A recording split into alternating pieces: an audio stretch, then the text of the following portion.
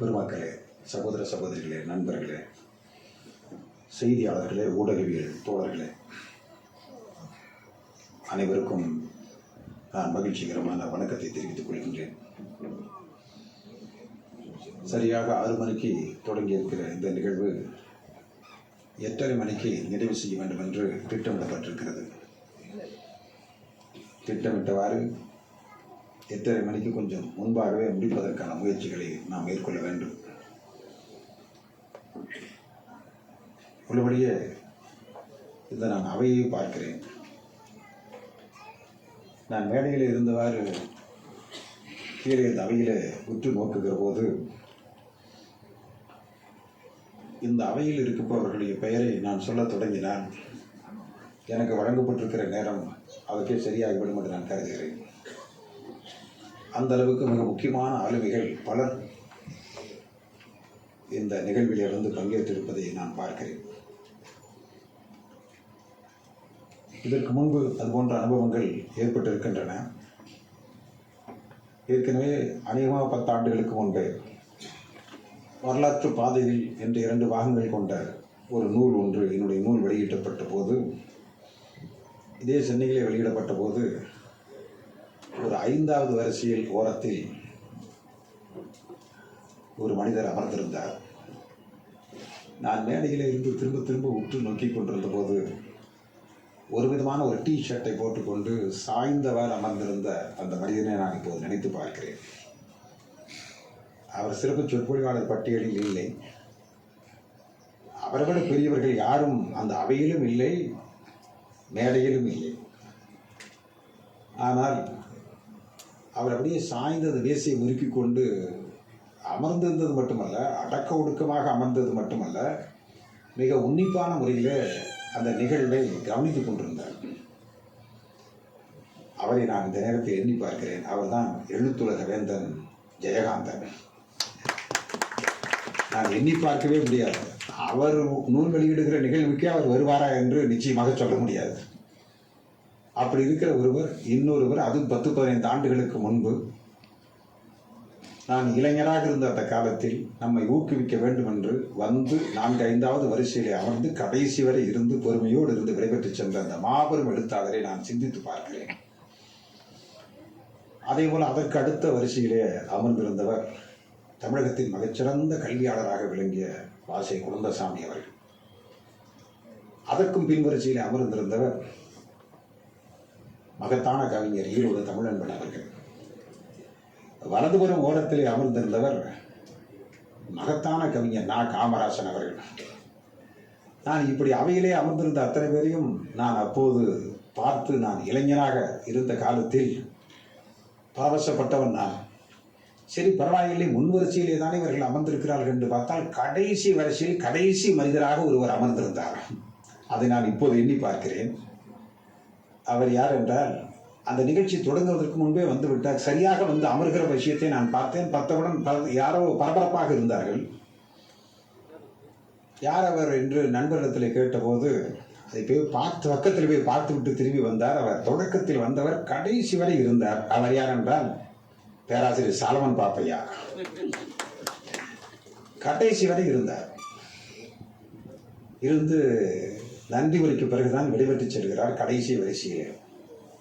இந்த மாபெரும் மனிதர்கள் எல்லாம் 10-15 ஆண்டுகளுக்கு முன்பு நம்மை எப்படி ஊக்குவித்திருக்கிறார்கள். அவர்கள் மற்றவர்கள் உரை கேட்பதற்காக வந்து அமர்ந்திருக்கிறார்கள். இந்த இளைஞனை ஊக்குவிக்க வேண்டும் என்று ஒரு வித்தியாசமான உணர்ச்சியோடு அவர்கள் வந்தார்கள். நான் இப்போது பார்க்கிறேன், ஒரு பெரிய விளம்பரமெல்லாம் ஒன்றும் செய்யப்படவில்லை, தனித்த முயற்சிகள் எதுவும் மேற்கொள்ளப்படவில்லை. நான் மற்றற்ற மகிழ்ச்சியாக இருக்கிறேன். ஏனென்றால் மிக முக்கியமான ஆளுமைகள் எல்லாம் இந்த அரங்கத்தில் இருப்பதை நான் பார்க்கிறேன். அவர்களுக்கு நான் முதலில் நன்றி தெரிவிக்கின்றேன். இந்த ஏற்புரை என்று சொல்வதை விட இது ஏற்புரை என்ற மரபு நீண்ட சொற்பொழிவு ஆற்றக்கூடாது என்பது, மிகச் சுருக்கமாக உரை நிகழ்த்த வேண்டும் என்பது. அந்த ஏற்புரை என்றால் இவர்கள் சொன்னதை ஏற்கிறேன், இவர்கள் சொன்னதை ஏற்கிறேன் என்று சொல்வதற்கு பதிலாக மொத்தத்தில் வந்தவர்களுக்கும் இந்த நிகழ்ச்சியை மதித்து வந்தவர்கள் அனைவருக்கும் நன்றி சொல்கிற ஒரு நிகழ்ச்சி தான் ஏற்புரை என்பது. நான் இந்த கடைசியிலே, நான் அந்த கடைசி வரைக்கும் நான் இருக்கக்கூடிய ஒவ்வொரு பெயரையும் நான் சொன்னால் நான் சொன்ன மாதிரி சாலமன் பாப்பையாக்கள் கூட பின்னால் யாராவது அமர்ந்திருக்க கூடும். நான் பெயர் சொல்லாமல் விட்டுவிடக்கூடும். ஆகவே நான் பள்ளிக்கூட மாணவனாக 6ஆம் வகுப்பு 7ஆம் வகுப்பு 8ஆம் வகுப்பு கவிஞர் ஜீவபாரதி அவர்கள் சொன்னது போல அப்போது நான் ஒரு ஊழியனாக உறுப்பினராக தீவிரமாக செயல்பட்டுக் கொண்டிருந்த அமைப்பு அனைத்து இந்திய மாணவர் பெருமன்றம் என்ற அமைப்பு. அதில்தான் என்னுடைய அனைத்தும் தொடக்கம். ஈரோட்டில் எங்கு பார்த்தாலும் இரவு விடிய விடிய எங்கெங்குதானும் ஏஐஎஸ்எஃப் ஆல் இந்தியா ஸ்டூடெண்ட்ஸ் ஃபெடரேஷன் என்றுதான் காவிக்கல்லில் கருத்தோவையும் வரைந்து கொண்டிருந்தோம். அப்படி ஒரு காலம். அந்த காலத்தில் எங்களுக்கு தலைவராக இருந்தவர் இப்போது மூத்த வழக்கறிஞராக இருக்கிற பாப்பா மோகன் இந்த நிகழ்ச்சிக்கு வந்திருப்பது எனக்கு மகிழ்ச்சி அளிக்கிறது. பக்கத்தில் எங்களோடு பணியாற்றிய அசோகன் அமர்ந்திருக்கிறார். நான் அப்படி பார்க்கிற போது அத்தகையவர்களும் வந்திருக்கிறார். இன்று கவிதைக்கு இலக்கணமாக அதிலும் திரைப்பட பாடலாசிரியர் என்றால் கொடிகட்டி பறந்த முத்துலிங்கம் அவர்கள் முதல் வரிசையிலே அமர்ந்திருப்பது பார்த்து நான் மற்றற்ற மகிழ்ச்சி அடைகின்றேன். எவ்வளவு எளிமைக்கு இலக்கணமாக விளங்கக்கூடியவர். டி நகரில் சென்று பார்த்தால் எங்காவது பேருந்துக்கு நின்று கொண்டிருப்பவர ஒரு மனிதராக யார் அவர்? முன்னால் எம்எல்சியாக இருந்தவர் மட்டுமல்ல, அரசவை கவிஞராக எம்ஜிஆர் அவர்களால் நியமிக்கப்பட்டவர். எத்தனையோ பாடல்களை நாம் தெரிந்து வைத்திருப்போம். அந்த பாடல் இவர்தான் எழுதிய என்பது தெரிந்து வைக்காமல் இருப்போம். அப்படி புகழ்மிக்க பாடல்கள் அனைத்தும் எழுதிய புகழ்மிக்க கவிஞர் அமர்ந்திருக்கிறார். இப்படி வரிசையாக நாம் ஒவ்வொருவராக சொல்லிக் கொண்டிருக்கலாம். கவிதை இயக்கமாக இருக்கிற ஏர்வாடி ராதாகிருஷ்ணன் அமர்ந்திருக்கிறார். இந்த புத்தகத்திலே நான் பேசியிருக்கிற புத்தகங்களிலே பல இடங்களிலே மேற்கோள் காட்டி பேசியிருக்கிற அழுத்தம் திருத்தமாக சொல்லி இருக்கிற டி.கே. சண்முகம் ரத்த நாளங்களிலே ஊறி திளைத்தவர். அவரது வரலாற்றை நாம் வாசித்தால் இந்திய சுதந்திர போராட்டத்தை அது தங்க தமிழ்நாட்டில் தட்டி எழுப்பிய மாபெரும் மனிதர்களில் ஒருவர் டி.கே. சண்முகம். சகோதரர்கள் 4 பேர். டி.கே. சண்முகம் அவர்களை பேசுகிற போது நான் எப்போதும் மெய்மறந்து பேசுவோம். எனது நாடக வாழ்க்கை என்ற மாபெரும் காப்பியத்தை புத்தகத்தை எழுதியவர் டி.கே. சண்முகம். இப்பேற்பட்ட கலைஞர்களாக இருந்திருக்கிறார்கள் அவர்கள். அந்த டி.கே. சண்முகத்தினுடைய மகனாக டி.கே. கலைவாணன் அவர்கள் இங்கு வந்திருக்கிறார். இவரும் மாபெரும் கலைஞர். அதே போன்ற தியாகத்திற்கு புறம்போட்டு எடுக்கப்பட்ட தியாகத்திற்கு சொந்தக்காரர் வாத்தியார் என்ற நாவலை எழுதியவர். அந்த காலத்தில் வாத்தியார் மரணவாயில் என்று சொல்லக்கூடிய 2 நாவல்கள் எழுதி தமிழ்நாட்டின் கலக்கி ஒரு மாபெரும் எழுத்தாளர். 140 புத்தகங்களுக்கு மேல் எழுதியவர். எம்மை கவர்ந்த மகத்தான தியாகி. அவர் ஈரோடு புத்தக திருவிழாவில் 10-15 ஆண்டுகளுக்கு முன்பே கொண்டு வந்து தனி பாராட்டு நிகழ்வை நடத்தினோம். R.S. ஜேக்கப் அவருடைய திருமகன் தியாகு அவர்கள் வந்து அமர்ந்திருக்கின்றார். அவர் மகத்தான கவிஞர் தியாகு. அந்த விடுதலை போராட்ட வரலாற்று வரிசையை பார்க்கிற போது தஞ்சை பகுதியிலே திருநாவுக்கரசு என்ற தியாகி மகத்தான தியாகி. சில தியாகிகளை பற்றி நாம் அறிந்திருக்கிறோம், பல தியாகிகளை பற்றி நாம் இன்னும் அறியாமல் இருக்கிறோம். அறிந்தாலும் முழுமையாக அறியாமல் இருக்கிறோம். பல மகத்தான தலைவர்களுக்கெல்லாம் உந்து சக்தியாக இருந்தவர் திருநாவுக்கரசு, தியாகி திருநாவுக்கரசு. அந்த தியாகி திருநாவுக்கரசின் ரத்த வாரிசாக வந்திருப்பவர் தானே நம் முன்னாலே அமர்ந்திருக்கிற சுகவீர வீரபாண்டியன் அவர்கள். சன் டிவி வீரபாண்டியன் என்று நாம் சொல்கிறோமே, தியாகி மகன் வீரபாண்டியன் என்று நான் சொல்கிறேன். அதே போல சிங்காரவேலை தங்க தமிழகத்திற்கு முழுக்க அறிமுகப்படுத்திய அருமையான ஆய்வாளர் வீரமணி அவர்கள் அமர்ந்திருக்கிறார். இன்று சிங்காரவேலர் என்றால் தமிழ்நாட்டில் பன்முக பார்வையோடு அறிமுகப்படுத்தியவர். ஏராளமான புத்தகங்களை ஆய்வாளராக எழுதியவர், அசைக்க முடியாத ஆதாரங்களோடு. அதற்கு அடுத்தது அமர்ந்திருப்பவரை பார்த்தால் வாஷிங்டன் தமிழ்ச்சங்கத்தினுடைய தலைவராக திகழ்ந்த இனிய நண்பர் பார்த்தசாதி என்று திருவள்ளுவரை திருக்குறளை பரப்புவதில் மகத்தான பங்களிப்பை செலுத்திக் கொண்டிருக்கிறார். வலைத்தமிழ் என்ற இணைய இதழ் மூலமாக 2015 வாஷிங்டன் தமிழ்ச்சங்கத்திற்கு எம்மை அழைத்தவர்கள் நம்முடைய பார்த்தசாதி. அதற்கு பிறகு அந்த தமிழ்ச்சங்கத்தின் தலைவராக வாஷிங்டன் தமிழ்ச்சங்க தலைவராக உருவெடுத்தார். அதற்கு அடுத்தபடியாக அமர்ந்திருப்பவர் இறை மதியழகன் சிங்கப்பூரில் இருந்து வருகை புரிந்திருக்கிறார். அவர்தான் சிங்கப்பூரில் முதலாக எம்மை சிங்கப்பூருக்கு எத்தனையோ ஆண்டுகளுக்கு முன்பு அழைத்தவர். அதற்கு பிறகு நான் பலமுறை போயிருக்கலாம்.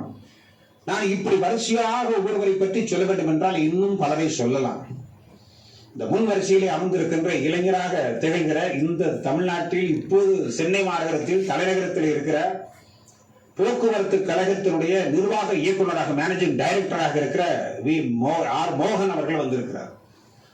அவர் மேனேஜிங் டைரக்டராக இப்போதுதான் ஆகியிருக்கிறார். அவர் படிக்கிற காலத்தில் பணி செய்ய தொடங்கிய காலத்திலே மக்கள் சிந்தனை பேரவையின் உறுப்பினராக ஈரோட்டில் இருந்து பிறகு இங்கு மாறுதலாகி வந்து அவர் அந்த நிலையில இருந்து வந்திருக்கிறார். நான் இப்படி வரிசையாக எத்தனையோ பேரை சொல்லலாம். நான் இப்படி சொல்லுவதால் பல பேருடைய பெயரை சொல்லவில்லை என்று யாரும் வருத்தப்படக்கூடாது. எல்லாருடைய பெயரையும் சொல்ல வேண்டும், நேரம் இல்லை. நான் இந்த இடத்தில் ஒன்றை பதிவு செய்கின்றேன். இந்த புத்தகம் நான் பேசுகிற போது இது புத்தகமாக வருகும் என்று எனக்கு தெரியுமா என்றால் தெரியாது. ஏன்னா 15 ஆண்டுகளுக்கு முன்பு 17 ஆண்டுகளுக்கு முன்பு பேசியது. சில பேச்சு 10 ஆண்டுகளுக்கு முன்பு, சில உரை 5 ஆண்டுகளுக்கு முன்பு என்று பேசப்பட்டது. முதலில் இந்த உரையை தேடி கண்டுபிடிப்பது எப்படி? ஏனென்றால் ஈரோடு புத்தக திருவிழாவிலே பேசப்படுகிற அனைத்து உரைகளும் முறையாக பதிவு செய்யப்படுகின்றன. 10 ஆண்டுகளுக்கு முன்பு பேசப்பட்ட உரை ஒன்று கேட்டால் உடனடியாக எடுத்துக் கொடுக்கலாம். ஆனால் எங்கோ வேறு ஒரு இடத்திலே பேசப்பட்டதை பதிவு செய்தார்கள் என்று கூட தெரியாது. ஆகவே பதிவு செய்திருந்தால் யார் அழைத்தார்கள், யார் நம்மை அழைத்தார்கள் என்பதையெல்லாம் நாட்குறிப்பை சரியாக எழுதி வைத்து அவர்கள் தொலைபேசி எழுதி வைக்கிற பழக்கமும் நமக்கு இல்லை. அழைக்கிறார்கள், போகிறோம், பேசுகிறோம், திரும்புகிறோம், அவ்வளவுதான். திரும்பி 15 ஆண்டுகள் ஆகிவிட்டன. எங்கெங்கெல்லாம் புத்தக திருவிழாவில் பேசியிருக்கிறோம் என்று ஒரு பட்டியல் எடுப்பதே சிரமம்.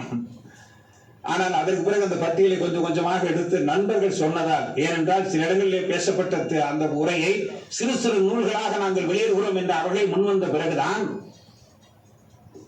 அவர்களே வலியுறுத்தியின் விளைவுதான் கடைசியிலே இதெல்லாம் திரட்ட வேண்டும் என்று தேடினால் இதுவே ஒரு பெரிய இயக்கம் ஆகிவிட்டது.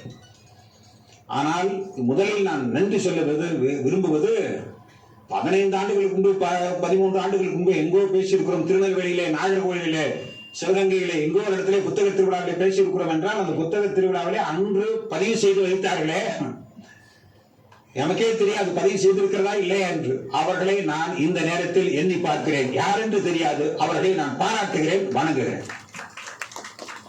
சரி, பதிவு செய்திருந்தால் போதாது, அதை இத்தனை ஆண்டு காலம் பாதுகாக்க வேண்டும் அல்லவா? போய் கேட்டவர்கள் அதை தேடி எடுத்துக் கொடுக்க வேண்டும் அல்லவா? அப்படி எடுத்துக் கொடுத்திருக்கிறார்கள். இப்போது அந்த பட்டியல் போடுகிற போதுதான் நம்முடைய மக்கள் சிந்தனை பேரவை அலுவலகத்தில் இருந்து 2-3 பேர் இதற்கான முயற்சி எடுத்த பிறகு அவர்கள் எடுத்த முயற்சியிலே சுமார் ஒரு 95 உரைகள் புத்தக திருவிழாவில் மட்டும் பேசப்பட்டிருப்பதை பட்டியல் போட்டிருக்கிறார்கள். அதில் இந்த புத்தகத்தில் தேதி என்ன தலைப்பிலே பேசியிருக்கிறோம், எந்த ஊரிலே பேசியிருக்கிறோம் என்ற பட்டியல் போடுகிற போது 71 புத்தக திருவிழா உரைகள் பட்டியல் போட முடிந்திருக்கிறது. மீறி எல்லாம் அந்த ஊர் தெரிகிறது, தேதி தெரியவில்லை, யார் அழைத்தால் தெரியவில்லை. ஆகவே ஒரு 95 உரைகளில் 71 உரைகள் தான் தேதியோடு தலைப்போடு பதிவாகி இருக்கிறது. அதில் 30 உரைகள் பதிவாகி இருப்பதை பாதுகாத்து வைத்திருந்ததை எடுத்து எழுத்தாக்கம் செய்யப்பட்டது.